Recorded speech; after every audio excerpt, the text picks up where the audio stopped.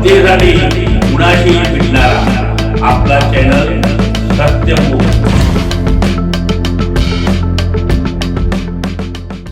शृंगेरी पीठाचे श्री श्री श्री श्री जगद्गुरू शंकराचार्य यांनी राहुल गांधी आणि सिद्धरामय्या कर्नाटकचे मुख्यमंत्री यांना आशीर्वाद देण्यास नकार दिला। जगद्गुरूंनी त्यांना सांगितलं, मठात आल्याबद्दल धन्यवाद, पण तुम्हाला काय करत आहात याची जाणीव नाही, त्यामुळे आम्ही तुम्हाला आशीर्वाद देऊ शकत नाही।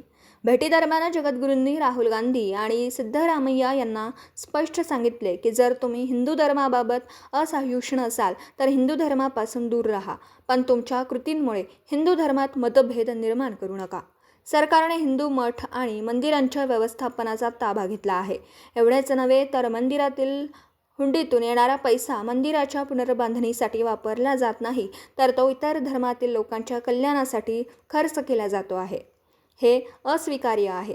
तुम्ही आमच्या मठात येत आहात ही चांगली गोष्ट आहे, पण ज्या पद्धतीने तुम्ही हिंदूंविरोधी काम करत आहात त्या पद्धतीने आम्ही तुम्हाला आशीर्वाद देऊ शकत नाही, असे जगद्गुरूंनी दोघांनाही थेट सांगितलं। राहुल गांधी आणि सिद्धरामय्या या दोनही राजकारण्यांना जगद्गुरूंकडून इतके स्पष्ट आणि कठोर वक्तव्य अपेक्षित नव्हतं।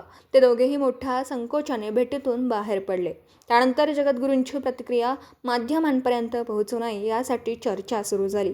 मठाशी संबंधित सर्व भक्त आणि कर्मचारी जगद्गुरूंचे उत्तर ऐकून आनंदित झाले आणि त्यांनी ही माहिती विलंब न करता सर्व स्तरांवर शेअर केली। आपले संत महंत असेच असावेत अशी भावना व्यक्त करण्यात आली। सत्तेच्या प्रभावामुळे अनेकदा अन्यायी आणि कट्टर लोकांनाही आशीर्वाद दिला जातो।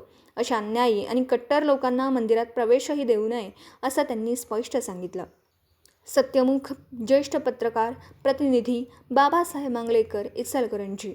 जनतेसाठी कुणाशीही भेटणारा आपला सत्यमुख। लाईक करा, शेअर करा आणि बेल आयकॉन ऑन करा। मित्रांनो, विसरू नका।